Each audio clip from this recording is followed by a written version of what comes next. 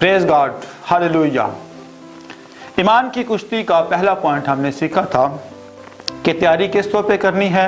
हमने बहुत सारे पॉइंट को डिस्कस किया था। अब अगला जो पॉइंट है वो है परहेजगारी।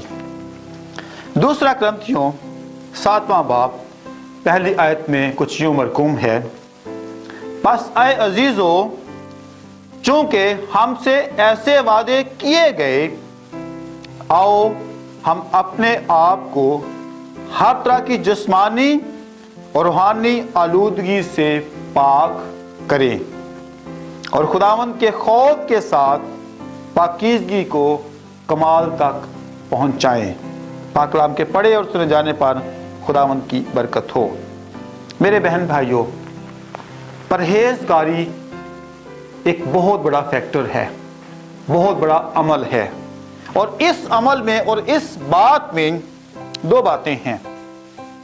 जिस्मानी तौर पे आलूदा नहीं होना, रूहानी तौर पे आलूदा नहीं होना।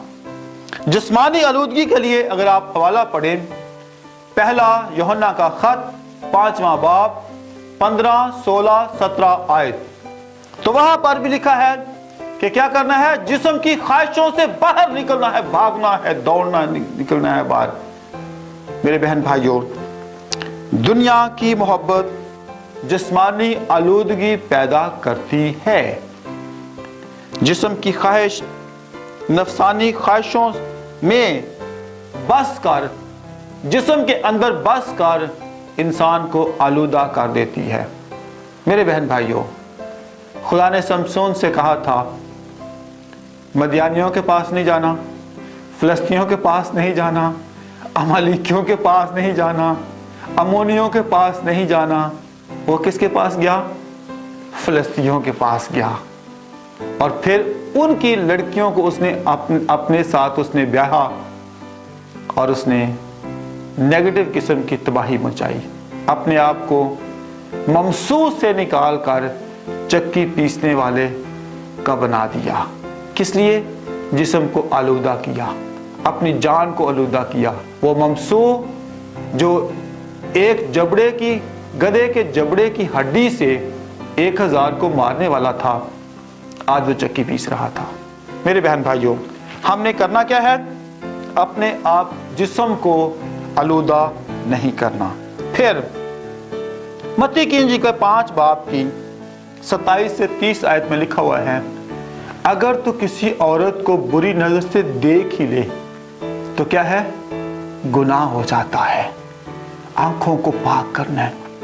और मैं खुदावंद यीशु मसीह के खुदा के अजीम बंदा अय्यूब को आज एक बार फिर याद करूंगा आपके साथ मिलकर। उसने कहा था, मैंने आंखों से अहद किया है कि कभी किसी कवार लड़की पे मेरी नजर ही ना पड़े। मेरे बहन भाइयों, खुदा के अजीम लोगों, खुदा के अजीम खादमों, अपनी आंखों को पाक रखेंगे तो हमारा जिस्म भी पाक होगा, हमारा रूह भी पाक होगी, हमारी जान भी पाक होती जाएगी। फिर जिस्मानी ख्वाहिशों में, जिस्मानी आलूदगी में एक और बात बड़ी खास है, वो ये है कि जिंदगी की शेखी, खुदा की बजाय अपने वसाइल पर निगाह करना, खुदा की बजाय अपनी दौलत पर निगाह करना, खुदा की बजाय ये कहना कि नहीं, मैं सब कुछ अपनी ताकत से कर सकता हूं। इसलिए आप हवाला देख सकते हैं, यिर्मयाह नामे बाप की 23 लिखा है, खुदावंद फरमाता है, ना साहिबे हिकमत अपनी हिकमत पर, ना कवि अपनी कुवत पर, और ना मालदार अपने माल पर फख्र करें, लेकिन जो फख्र करता है इस बात पे फख्र करे और वो समझता और जानता है कि मैं ही खुदावंद हूं जो दुनिया में शफकत और अदल और रास्तबाजी को अमल में लाता हूं, क्योंकि मेरी खुशनुदी इन ही बातों में है। खुदावंद फरमाता है। वसाइल पर ध्यान नहीं करना, हालात पर ध्यान नहीं करना। अगर वसाइल पे ध्यान होता ना तो नूह कभी भी लोगों को ना बचा सकता। मेरे बहन भाइयों, खुदा के अजीम लोगों, जब आपके पास कुछ नहीं है, आपके पास खुदा है, आप मेजॉरिटी में हैं, आपके पास सब कुछ है, लेकिन ईमान की दौलत खुदावंद यीशु मसीह जो हिकमत का मंबा है वो आपके साथ है, आप सब कुछ हासिल कर सकते हैं। रूहानी आलूदगी।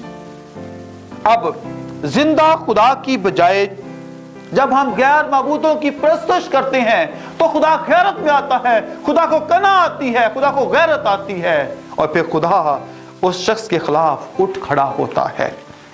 इसलिए आप हवाला देखें यिर्मयाह 2 बाब उसकी, अब देखें तो वहां पर लिखा है कि तुमने मैं गैर माबूदों को पूजना शुरू कर दिया है, तराशी हुई मूर्तें बना ली हैं।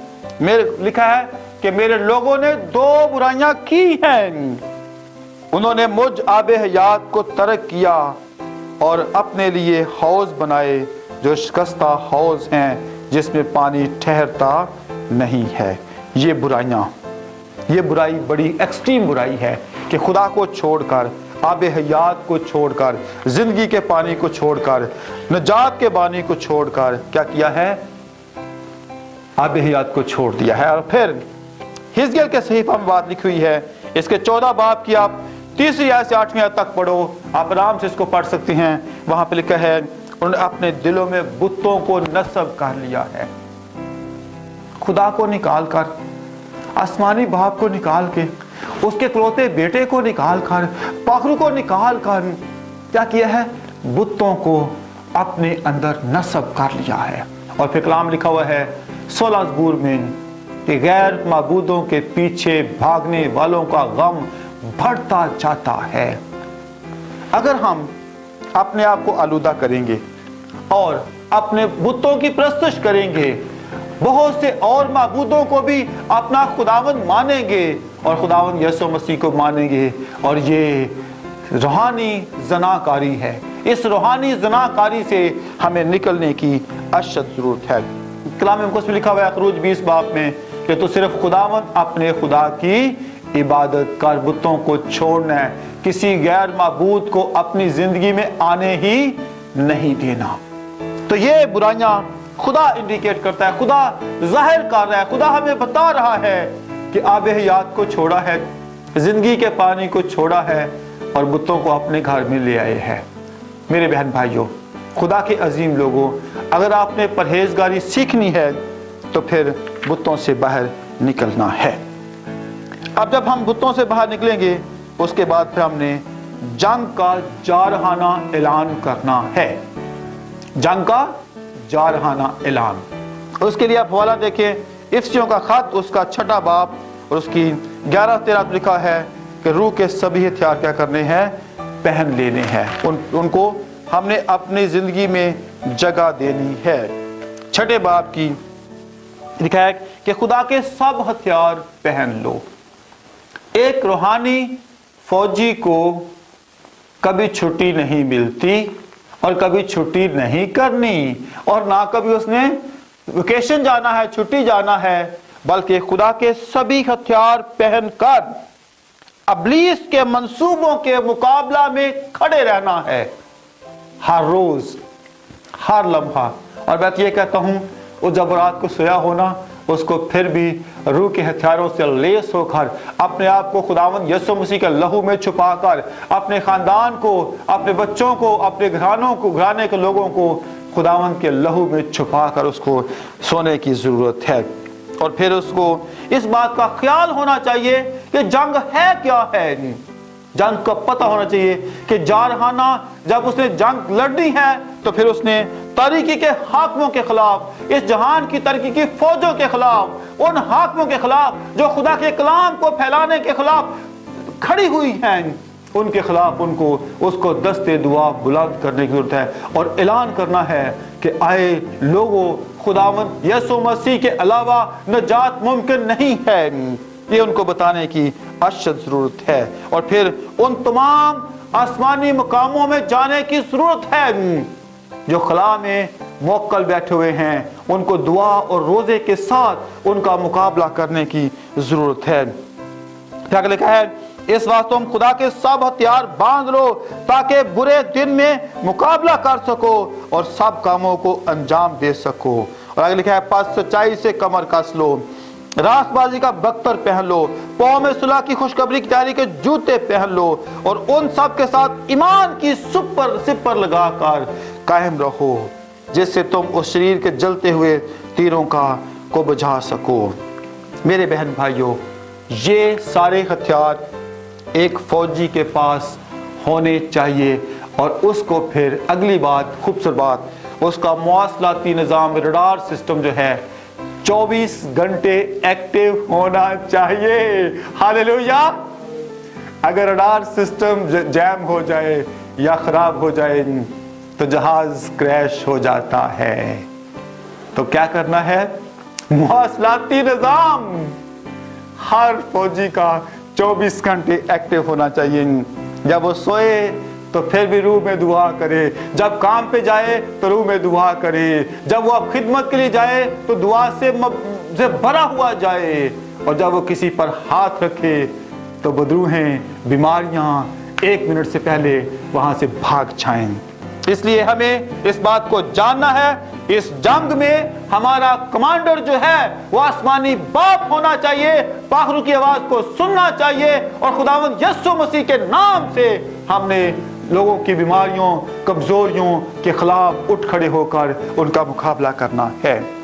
इसलिए हमें इस बात को जानना और समझना है कि हमें हदायत जो है, इंफॉर्मेशन जो है, इंस्ट्रक्शन जो है, डायरेक्शन जो है, वो आसमानी बाप सिर्फ और सिर्फ हमें मुहैया करे। और हम इसके लिए हमारे कान, हमारी आंखें सिर्फ ईमान के बानी और कामिल करने वाले यीशु पर लगी रहनी चाहिए। कमांडर जो हुक्म दे उसको सिर्फ हाँ कहना है, नहीं कभी नहीं कहना। कमांडर कहे उठो, उठ जाना है। बोलो बैठ जाओ तो बैठ जाना है। वो बोले जंग के लिए रेडी हो जाओ तो फिर भागना शुरू कर देना है।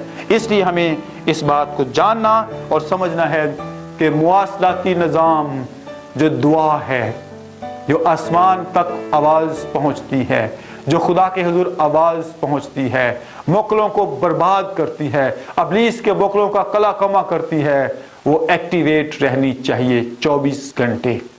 724 काम करने की ज़रूरत है। आखिरी और खूबसूरत बात, फिर सेहरा मिलेगा। Praise God. जब कोई फौजी जंग में जाता है, फतहमंदी से वापस आता है, उसको गाजी का नाम दिया जाता है। मेरे बहन भाइयों, खुदा के अजीम लोगों, हमें भी एक सेहरा की ज़रूरत है, और वो सेहरा हमें ऐसा मिलेगा जो मुरझाने वाला सेहरा नहीं है। दूसरा तीमुथियुस उसका 4 बाब और उसकी 6 आयत हम पढ़ेंगे। दूसरा तीमुथियुस 4 बाब उसकी 6 आयत हमारा क्या है? सेहरा है। क्योंकि मैं अब कुर्बान हो रहा हूँ, मेरे कूच का वक्त आ गया है, बस मैं अच्छी कुश्ती लड़ चुका, मैं दौड़ को ख़त्म कर लिया, मैंने ईमान को महफूज किया। आइंदा के लिए मेरे वास्ते रास्तबाजी का वो ताज रखा है जो आदिल मुंसिफ यानी खुदावंद मुझे उस दिन देगा, और सिर्फ मुझे ही नहीं बल्कि उन सब को भी जो इसके ज़हूर के आरज़ूमंद होंगे। आदिल मुंसिफ बादशाह, रास्तबाजी का सेहरा किसको देगा? पौलुस रसूल को। और आज किसको देगा? हम जितनों ने इस जंग में लड़ने के लिए, काम करने के लिए अपने आप को तैयार किया है। अगर एक फौजी घर में मारा जाएगा ना, तो वो शहीद नहीं कहलाएगा। अगर वो मैदान जंग में मारा जाएगा तो क्या होगा? वो शहीद कहलाएगा।